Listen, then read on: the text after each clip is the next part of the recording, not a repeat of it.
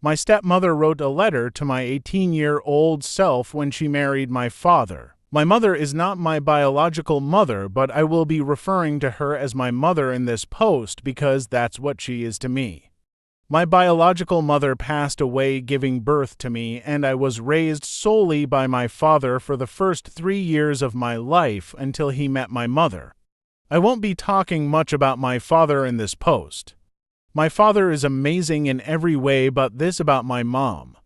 They got married months after my 6th birthday, and they have had 4 more kids. My mother always treated me like her own and never let me feel like an outsider or like a half-house sibling. I was always her son and big brother to all my siblings. Yesterday, I had my 18th birthday, and I spent the afternoon with my family and went to a party with my friends in the evening.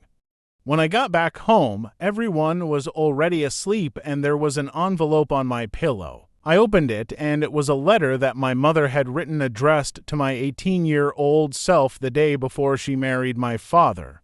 12 years ago, she wrote that letter telling me that she would never dishonor my biological mother's memory but would try her best to be a mother figure to me. She promised to kiss my forehead every morning before I got on the school bus. She promised to always encourage my interests and would try her hardest to come to every practice and game of mine. She promised to never differentiate between me and any potential future siblings in any way, and many more beautiful promises. She ended it by saying, "You're an 18-year-old now, an adult, and are hopefully heading to college soon, and you no longer have any formal reason to maintain a relationship with me, but I truly hope that in these last 12 years, I was able to be a loving mother and fulfill all my promises to you, and I can only hope that you will continue to give me the privilege of being your mom because you will always be my son. I love you," and had a picture my father took of her and my 3-year-old self at a zoo.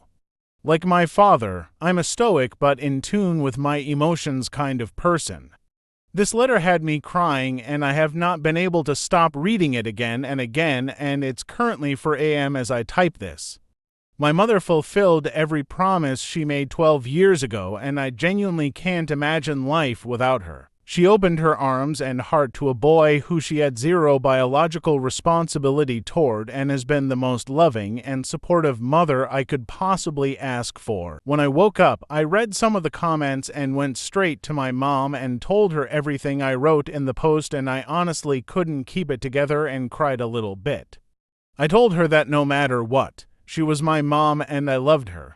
I told her how much I appreciated her for all her love and support, and that I was proud to be her son. She also cried a lot, and she just told me that she loved me and she's very happy to have me around for a couple of extra months. I should be starting college in a few weeks, but I'm committed to a college for football and will be enrolling in January instead and just taking community college classes and training right now.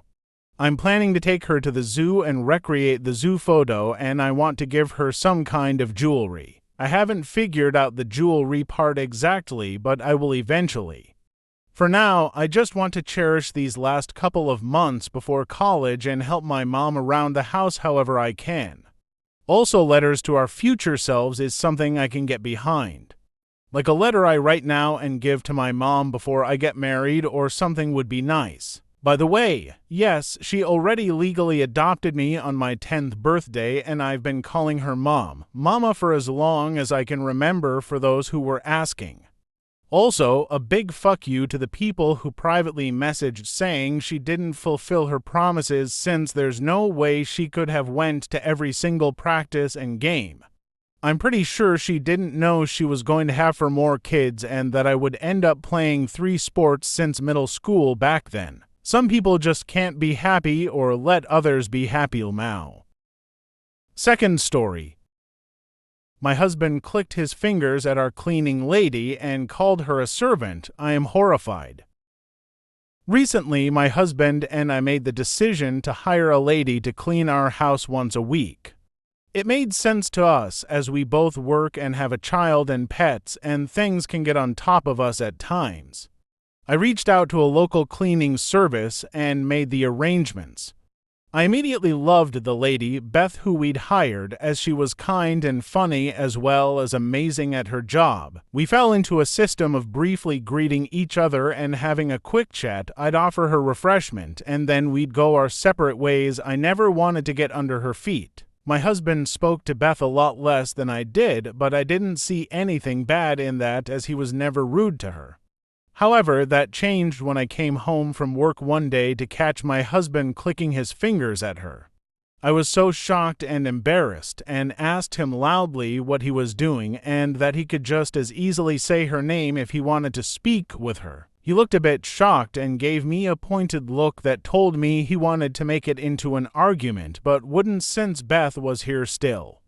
She seemed equally as awkward, but remained very professional, much more than I would, and said politely that she agreed with me.